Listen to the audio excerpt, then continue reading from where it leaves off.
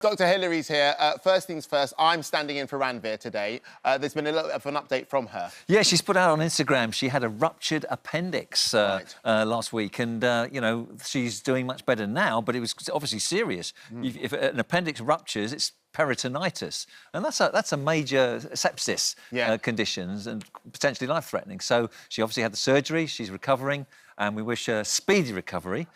She said to me that she'd been in pain for a couple of days. Yeah, she would. And it's very individual, appendicitis. Sometimes it can be silent, almost painless, but other times it can be excruciating. So it usually starts with generalised abdominal pain, which then localises down to the right iliac fossa, which is down here on the right-hand side, low down in the abdomen.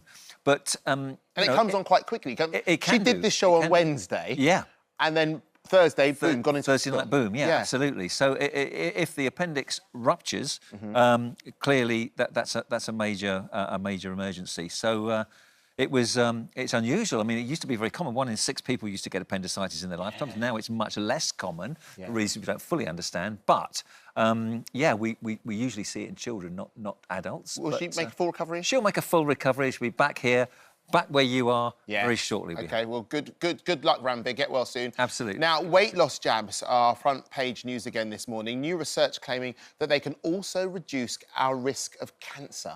Yeah, well, you know, Andy, that obesity is a major risk factor for cancers. It's the second commonest cause of cancer, a bit like smoking cigarettes used to be. Yeah. Now, we're talking about breast cancer, bowel cancer and other cancers as well. Now, weight loss obviously reduces your risk of developing cancer. Normalising your weight is good.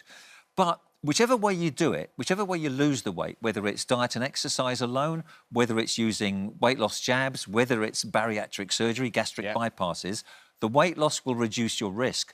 But there's new evidence now which suggests, at least, that the weight loss jabs further reduce the risk of cancer by an additional 50%. Which is huge. Which is very significant indeed. Now, we don't yet know why, and we're not sure because the studies have been observational, which means that they're not robust, clinically controlled studies, but more work will be done to see if this is proven or not. If it's proven, then it raises the question, could people of normal weight or just a little bit overweight take them like people take statins for heart disease to prevent their risk of cancer in the future?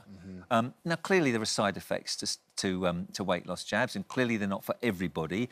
People still have to be eligible, fulfil the criteria for which it is licensed. However, it raises the hope that in future, people who are at higher risk of cancer maybe could take these in addition to losing weight or treating their diabetes to prevent cancer. It's so funny, isn't it? Because here this drug appeared, these weight loss jabs, and they were kind of new to a lot of us. Yeah.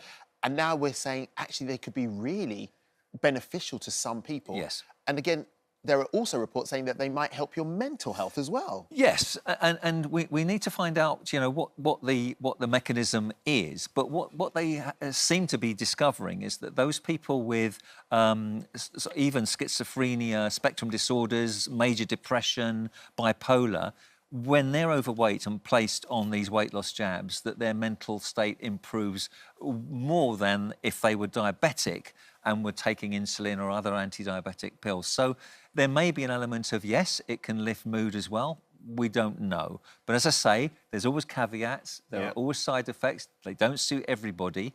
And, you know, we look forward to further research. And with these things, I suppose you can't really do the research until it's out with the masses and lots of people are using it to then collate the research. Would that be the right way of thinking about it? Absolutely, absolutely. So we do what we call meta-analysis. We look at lots of different studies, and the more people that are involved in those studies, the more concrete the evidence becomes. So there's been these head-to-head sort of rival weight loss jabs which have been compared. So they're slightly different. Semaglutide was the original drug, was used for diabetes control. Then there was Wegovy and Mounjaro, slightly different ones, for weight loss. Now, they compared the Mounjaro with the Wegovy, the weight loss jabs, and they found that probably Mounjaro is slightly more effective. After 72 weeks, people lost 20% body weight compared to 14% on the Wegovy. But there's, you know, horses for courses. Not the same drug doesn't, you know, it's not for everybody. So it's always about getting expert advice, which is going to suit you, what are you taking it for, who's going to monitor you. We still need caution. It's amazing, isn't it? And again, more reports. It could now then be benefiting the economy. How exactly? Well, yes. I mean, there's a speculation, and some people have said, yes, this could boost the economy. If we put it out to more people on the NHS, it would save the economy $5 billion a year. Now, I don't understand how they arrive at that figure. It seems extraordinary. But of course, if people are morbidly obese or even largely overweight, then it's going to affect their productivity. They're going to take more days off sick for all sorts of reasons related to their obesity. So the idea is that, you keep them in the workplace, they don't take sick leave, that boosts productivity and the economy. As I say, I don't understand how these statistics are made, because it's speculation rather than proof. However, people feel better when they're of normal weight. And if we can get more people, to be a healthy weight, we'll have a healthier nation generally.